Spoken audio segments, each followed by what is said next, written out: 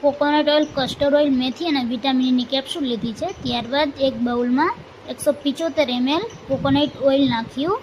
Coconut oil નાખ્યા બાદ તેમાં 100 ml કસ્ટર્ડ ઓઇલ લેશું. કસ્ટર્ડ ઓઇલ એડ કર્યા બાદ તેમાં મેથીના દાણા છે એ એડ કરી દઈશું. મેથીના દાણા એડ કર્યા બાદ આપણે તેલને ગરમ થવા મૂકવાનું છે. તો તેલને આપણે ત્યાં સુધી ગરમ કરીશું કે ઉફાણો ન આવે.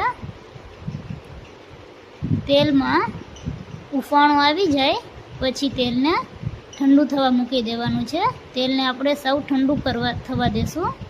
ઠંડુ થઈ જાય પછી તેમાં વિટામિનની કેપ્સ્યુલ એડ કરવાની છે. મેં મારી પાસે હતી એ બધી કેપ્સ્યુલ એડ કરી દીધી છે. કેપ્સ્યુલ એડ કર્યા બાદ તેમને સરખી રીતે મિક્સ કરી દેશું.